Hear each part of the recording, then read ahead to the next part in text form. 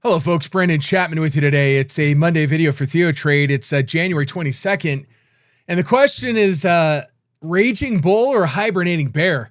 We're going to look at how we define a bull market. We'll look at a number of stocks as well. And again, how are we positioning ourselves into what ostensibly is a new bull market? Or are we talking about a hibernating bear? And we're walking into the bear trap. Looking back in time, 10-year weekly on the futures, this is the continuous contract for ES. You'll notice that we broke out to a new last week on a weekly basis, weekly close. We closed at a new 52-week high, new all-time high on the S&P 500. And so some might say we are in a bull market. And so during my session today, I decided, we'd kind of have this discussion about, well, how do we define our bull or bear?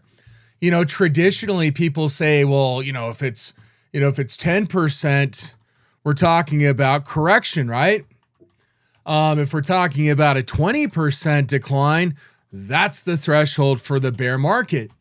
And I find it interesting that we had our conversation kind of in our chat, and I was kind of leading this discussion, but I decided, hey, you know what? A lot of you would not have said this was a bear market back here. The decline in the S&P at that point in time, if we go from high to low, was 27%. So at what point along the way do we call the bear? So for example, greater than 20% was right there. Are we looking at in May of 2022 calling the bear market? And then suddenly by the end of the week saying, no, it's not. Yes, it is. No, it's not. Yes, it is. No, it's not. Definitely not. Definitely is. Definitely is. Definitely not. So if we use this static 20%, we probably get misled a little bit, right? Oftentimes what you'll find is if you begin to sell here, because why? It's the beginning of the bear market, right? If you begin to sell there, you frequently see the market rally. And you'll notice that from trough to peak, from low to high, if you waited for that weekly close to say bear market, the next couple of months, the market was up 20%, 19%. Well, then you say, okay, now we're in a bull market. Just hold on a second, not quite, because the next few weeks, the next couple of months, we were down 19%. Sorry, I clicked on a little too soon. From high to low, we were down 19%. Not from this high, but from that high, we're down 19%. Now are you in a bear market again? Because if we go back to that peak, we're down 27%. Isn't this now a bear market? Only to see the market then rally off of our lows, and now we're at 48.80. Using static measures like 10% is a correction, 20% is a bear market, that sounds great from a backward-looking kind of diachronic perspective. We can say, okay, yeah, this was a bear market, but the problem is frequently when the market's down 20, it's about the time to get bullish. And if we're using these traditional measures, 10% and 20%, guess what? You're getting smacked in the face. And we don't know whether you're going to have a hard time getting your hands up to fight off this sell-off. Now, yeah, if you sell at 20% and we have a 50 to 60% bear market sell-off, but how often does that actually happen? Okay, last one was what? 60% decline? We'd have to go back to 2008, 2009. We literally have to go back to the financial crisis. So 10% or 20%. How about we just throw those definitions out? And you might say, well, what time frame are we looking at? Is it about time frame? What about data, right? So for example, leading indicators, right? Stuff that hard data right now is the worst since Lehman. Soft data like the S&P 500 and now at new highs is stuff that's kind of hanging in there. Earnings forecasts for 2024 aren't as bad as people thought. Okay, it's better than expected. Does that mean it's growing?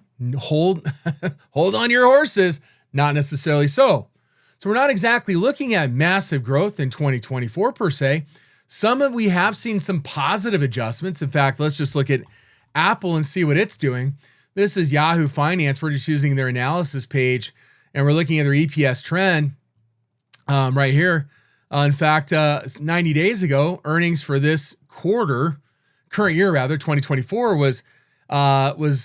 we've positive revised 3 cents. Next year, it's gone from 7.20 to 7.18. It's a downward revision. We did see in the last 7 days some positive revisions for 2024, 2025, but now we're just getting back to where we were 90 days ago. And a 5-year growth estimate is 6%. So we're looking at a company here that doesn't really have really strong growth prospects. We've seen some positive revisions just to get back to where we were 90 days ago. Well, let's look at Apple and see where we are today versus 90 days ago. If we go back 90 days, we're down here at about 170. Okay, so we're up here about, $23. We're up about 15%. What about NVIDIA? Let's look at NVIDIA. NVIDIA's had a really nice run this year so far, right? Phenomenal beginning of 2024 after a couple of days of selling here. Here we've rallied from our lows to this point. We're up 28.5%, almost 30% off of our lows of 2024. All right, where's NVIDIA's earnings right now? NVIDIA's had some positive revisions, right? So if we come up here, we bring up NVDA. Is this justified, right? Well, we made $3 last year. We're making $12.5 2024, $20 next year. Well, are you saying this was never priced in? Well, let's take a look. Let's go to statistics here, and you'll see that we're trading at 78 times earnings for the trailing PE. We start to account for this year's earnings, it's 30 times. So here's the deal, right? It was already priced in. Fact is, we're trading 30 times this year's earnings, right? Our EV/EBITDA 64. That's based on last year's. Well, let's go back to the analysis page here. Let's see what the projections are, right? So our trend, rather, EPS trend, they've gone from $10.84 to $12.57 in the last 90 days, $17 to $20. Basically, a 15 to 20% increase in earnings. Where was the stock 90 days ago? Let's go back 90 days. We'll go back to, let's see what I said. 1, 2, 3. The stock was at 400.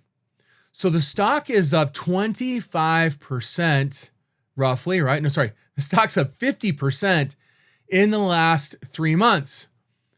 Earnings revisions have increased how much?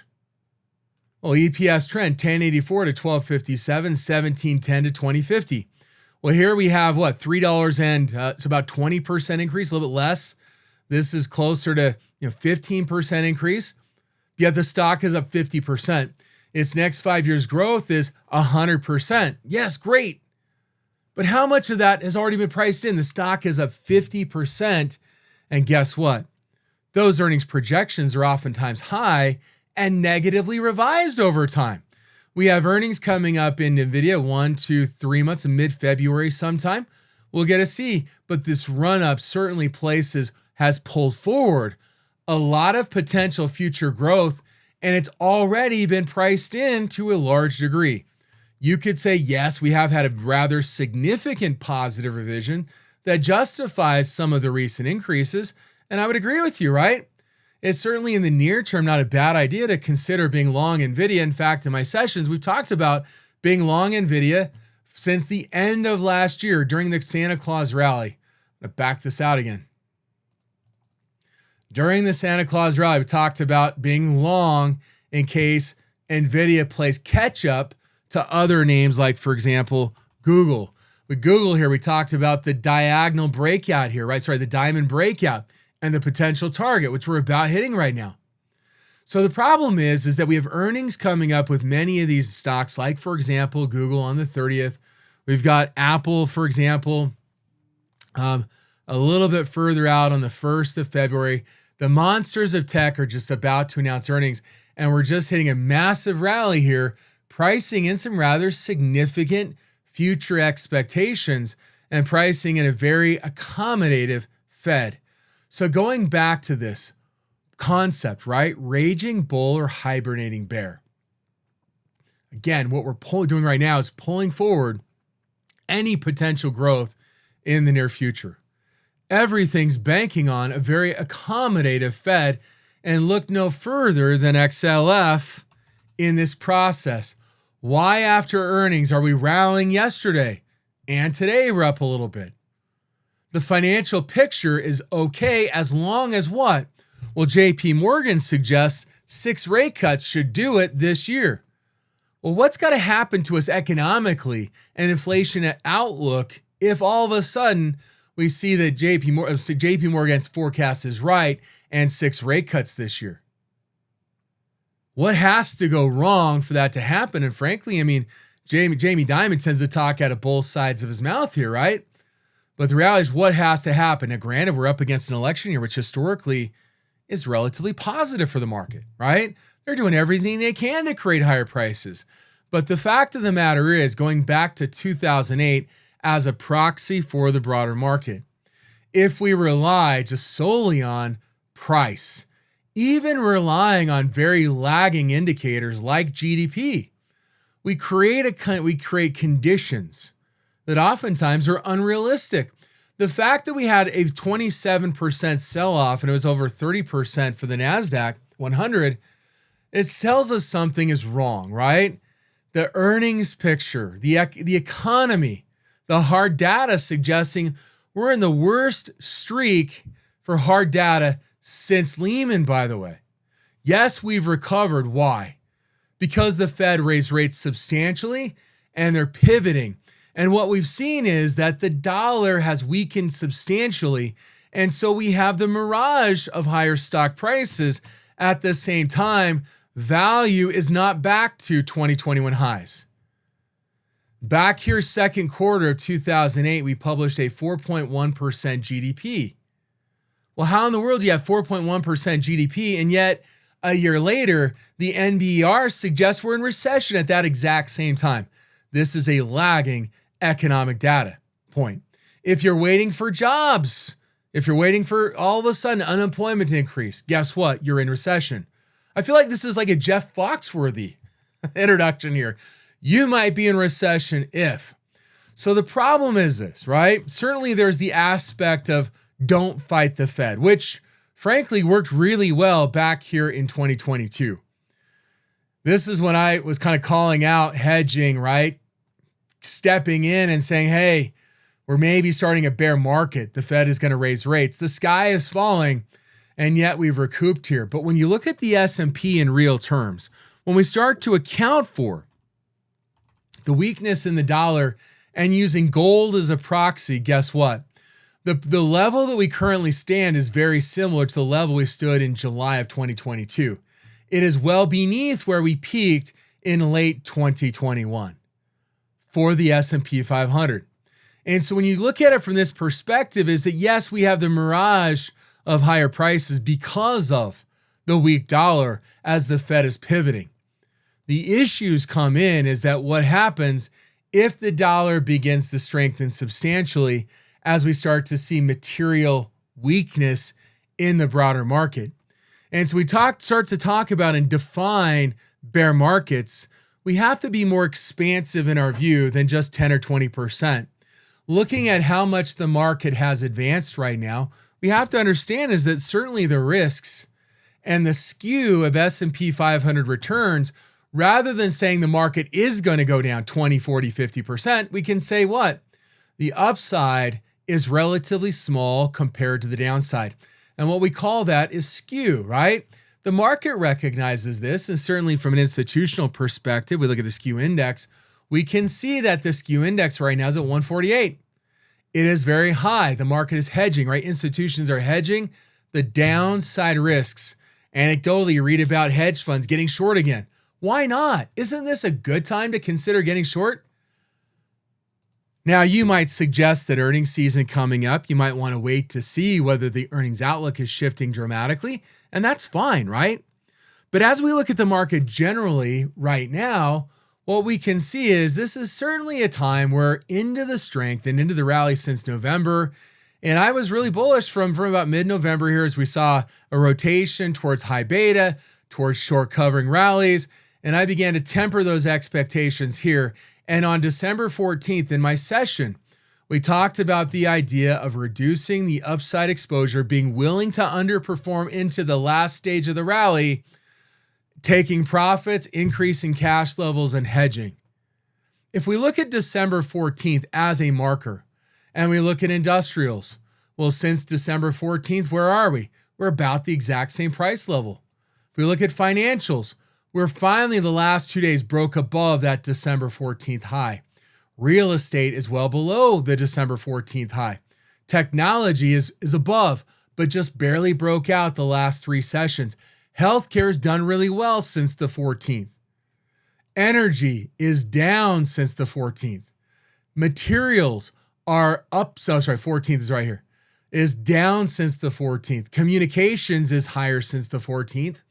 And again, using these volatility measures suggested that was a time to consider taking some profits. There are very few areas that are higher today compared to December 14th. There's cyclicals. What about staples? 14th is where it's right there is the 14th. Utilities is lower as well. There's the 14th.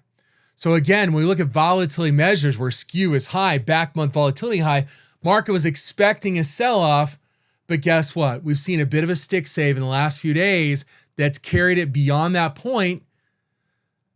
But are we out of the bear market that persisted through most of 2023? And I get it. We've been running higher very hard and very fast, but it only increases the potential and the skewed nature of distributions. So calling this a bull market, we'd have to argue that this is an aging bull market unless what? And we saw that with Apple and Nvidia.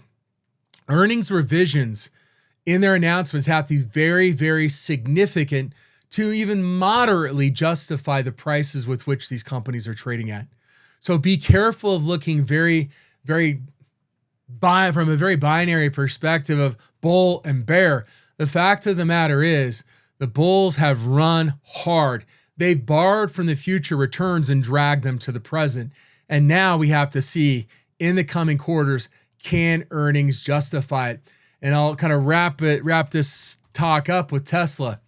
Tesla is one that has a history. We don't have 20 years of history, but I'm just going to bring it up so we can see it, but has a history of running and stalling, right? And so back here in 2018, I wrote a blog post, 2020, wrote a blog post for our site. And so again, this is a pattern. It's not a long pattern because Tesla's been around a long time. But here in December of 2020, I wrote a blog post for us for our site suggesting that this run up, we've borrowed greatly from future returns, that it will take 3 years for Tesla to catch up and see whether their deliveries can justify the price that was existent at the end of 2020. And my suggestion at the time is that Toyota Motor Company might actually be a better investment in terms of valuation at the end of 2020, and it's proven to be true in this effect. Well, why? Because valuation matters. Because earnings, sometimes we can aggressively pull forward future earnings to the present, and we rob from the future to pay the present, but eventually we're going to pay the price. And Toyota Motor Company is a great example in consideration of what Tesla has done the last 3 years, which is nothing. Toyota Motor Company here is up $45 approximately since that December close. And again, we've got to put this in perspective. And the fact of the matter is, NVIDIA frequently finds itself in this position where it outruns the coverage, and eventually the price comes in, drops 60+% or gives back over 2/3 of the rally of this rally. We could find ourselves very easily back at 300 again in the next 6 or 8 months as we've kind of outrun the coverage. We pulled too much from the future potential growth, maybe for one-time considerations, and all of a sudden we can't justify it. We're not going to know that answer until earnings are coming up in February, but be careful right now, right? This more than likely is a hibernating bear unless we see something substantially changed in terms of the earnings outlook and economic data. It does have to justify. And again, easy money policy can only get you so far, but easy money policy is always robbing from the future, bringing back to the present. It doesn't create anything. And the banking on of a Goldilocks scenario here is very much like 2008. And again, in an election year, are we repeating 2008? It's a very real possibility. All right, a couple of stocks here. PayPal, earnings coming up here. But again, we talked about consumer finance stocks. This is a nice kind of dark cloud cover pattern. Earnings coming up on the 6th. But today in PayPal, 9 Feb 65 put spot. Kind of win the money here. Is this a reasonable time to look bearish? Again, earnings creates a highly potential volatile situation. May want to wait for that to happen, but just again, indications of money flow. Another one here, we can look at SMCI. Strong call activity last week on the breakout here, but all of a sudden we get this kind of wishy-washy pattern here, trading in the middle of the range in SMCI today. A 26 Jan 420 in here. And again, do we see a bit of a push below the lows and a correction? Again, earnings are coming up. What you're seeing is there's a little bit of play right now trying to say, hey, maybe we start to moderate ahead of the earnings, and then we'll see where we're going. KWEB, this is a story where bullish option activity today, but recognizing that even a strong central authority like in China cannot create growth out of thin air, real growth. And as you look at their ETFs, et cetera, this is down 75+%. We've seen a lot of bullish option activity even today in KWEB with the call roll down, recognizing, and this is is it a harbinger for what's going to come? Very, very likely at some point as the Federal Reserve will find itself impotent and federal government policies will find themselves ineffective at holding up when the tide of selling eventually will begin, similar to 2028.